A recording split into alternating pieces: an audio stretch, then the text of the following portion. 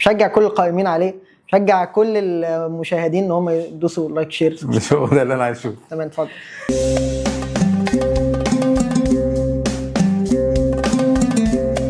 أنا جنزي. انا جينزي. أنا جنزي. أنا جنزي. أنا جنزي. أنا جنزي. دول شباب من جين زي، هنخليهم يشوفوا تريلر احنا اللي عاملينه لفيلم قديم ومهم من كلاسيكيات السينما المصرية. هم غالبا ما يعرفوش عنه اي حاجة. هناخد رياكشناتهم وانطباعاتهم عن الفيلم وهنعرفهم اكتر عن السينما القديمة اللي كلنا حبيناها.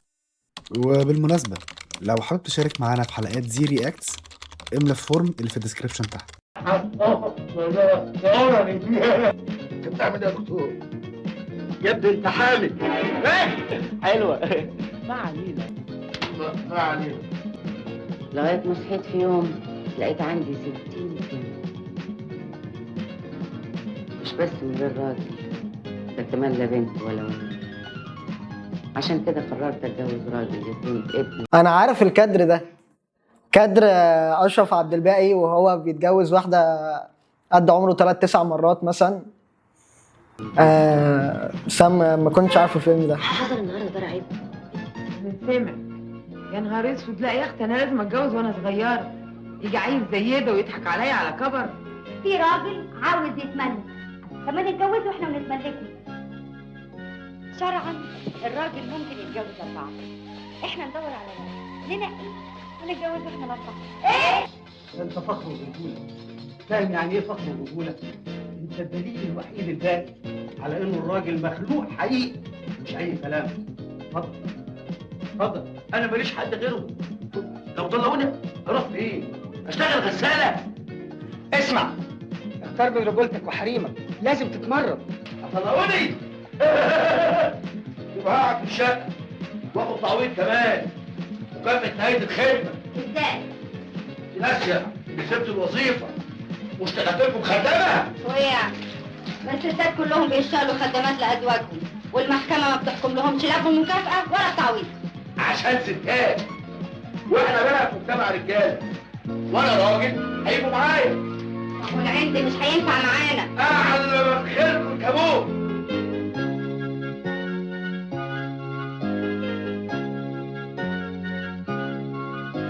اوكي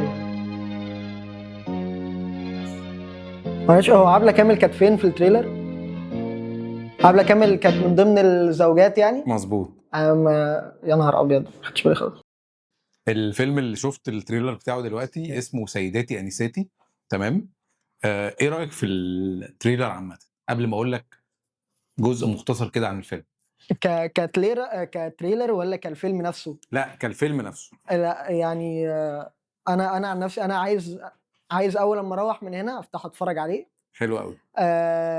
انا شفت عبلة كامل بضفاير، ديت حاجه ما كنتش متوقع ان انا اشوفها في حياتي في اوكي التايم لاين بتاعي يعني. تمام. في كادرات انا كنت شايفها قبل كده بس ما كنتش عارفها يعني. لا عايز اخد الاكسبيرينس ديت مع نفسي. اوكي اتفرج طيب. على الفيلم ده ببساطه الفيلم بيطرح سؤال معين كده، اللي هو ايه اللي هيحصل لو الراجل والست بدلوا ادوارهم. تمام. فمحمود عبد العزيز طالع ان هو شغال ساعي في مصنع، رغم ان هو المفروض متعلم وواخد دكتوراه، ومعاه 4 في المصنع، 4 ستات بيدوروا عايزين يعيشوا حياتهم ويتجوزوا ويمارسوا حياتهم الطبيعيه، وبسبب اللي بيحصل في المجتمع حواليهم هم مش عارفين يتجوزوا، فبياخدوا قرار مجنون ان هم ال4 يتجوزوا شخص واحد ويقعدوا في شقه واحده، لكن بشرط ان العصمه تبقى معاهم وهم اللي يتحكموا فيه. والقرار ده بياخدوه وبيختاروا محمود عبد العزيز اللي هو دكتور محمود في الفيلم، محمود عبد السميع، وبتبدا بقى احداث الفيلم. تمام. فالفكره ايه رايك فيها؟ لا يعني هو فاكر كان في فيلم طلع قبل كده كان هابط شويه. اوكي. فيلم هاتولي راجل. اه ده الابجريدد 2000. طبعا ما يصحش اقول ابجريدد لان دوت قبله بتاع 30 سنه مثلا، بس هو فعلا نفس الفكره يعني فكره تبديل الادوار بين الست والراجل. وعبقري ان احنا هنا بنتكلم لا هو لسه في حته ان هو لا ده انا الرجاله لسه هتقف معايا ومش عارف ايه وعايزنا واخد منكم الشقه لا جميل قوي. فكره مختلفه. طيب الافلام اللي عامه بتقدم فكره جريئه شويه او مختلفه شويه، انت تحب تتفرج على الافلام دي ولا بتحب الافلام البسيطه الاقل شويه في التفكير بتاعتك؟ على حسب الطرح، يعني أنا ما بقيتش يعني بقى لي فترة كبيرة ما باميلش لإن الحاجة تبقى ملحمية يعني، وهاحتاج إن أنا أشوف بقى ناس وناس بتعيّط وناس بتموت والليلة ديّة. اوكي. لو في طرح ظريف حاجة زي كده ديّة هابقى مهتم بيها، لكن أنا خلاص الواحد ما بقاش ليه خُلق على وجع الدماغ يعني. طب حلو قوي. تفتكر الفيلم ده انتاج سنه كام؟ آآ يعني انت ط شفت عبله كامل بضفاير واشرف عبد الباقي وهو لسه لأ هو في أشرف شبابه. ماشي، يعني هو التمانينات مثلًا، أول صح. التمانينات. لا هو اخر الثمانينات، هو آخر التمانينات. 1989. أوكي. اوكي. طب قبل ما اكلمك شويه في تفاصيل الفيلم هسالك سؤال عن فكره الفيلم. انت شفت الراجل اللي هو بيقوم بدوره محمود عبد العزيز، إمم. ان هو بيخوض هذه التجربه وبيوافق ان هو يتجوز 4 في بيت واحد وبعد كده الامور بتتطور شويه فيبداوا يطلبوا منه ان هو ياخد بقى فعلا الدور بتاع الست في البيت ويعمل لهم الاكل وينظف ويطبخ والكلام ده كله. إمم. الفكره دي عامه لو انت اتحطيت فيها هتوافق ولا؟ لو أنا اتجوزت 4 اه وطبخت بس فكر وغسلت. قبل ما تجاوب. ماشي.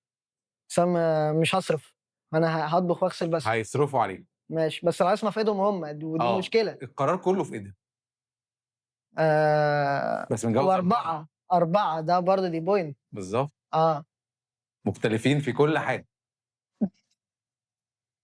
أنت ليه طرحت الموضوع ده بالشكل ده ليه؟ لا ليه قُلت لي كل ما حاجة عشان احنا دلوقتي بنفكر بشكل ذكوري، صحيح. فزي ما الموضوع ليه سلبيات ليه ايجابيات. هاتجوز 4 بس هاطبخ يعني دلوقتي الطبخ الغسيل برضه ما بقاش معضلة، اوكي. بقى في غسالة أطباق وبقى في air fryer بقى في. طيب انا عايز في الاخر يعني يا يا لا، هم في الاخر هيبقوا راجل البيت وانت ست البيت، توافق ولا لا؟ يعني بعد طرحها بتلك الطريقة يعني لأ، لأ ما اوافقش. اوكي.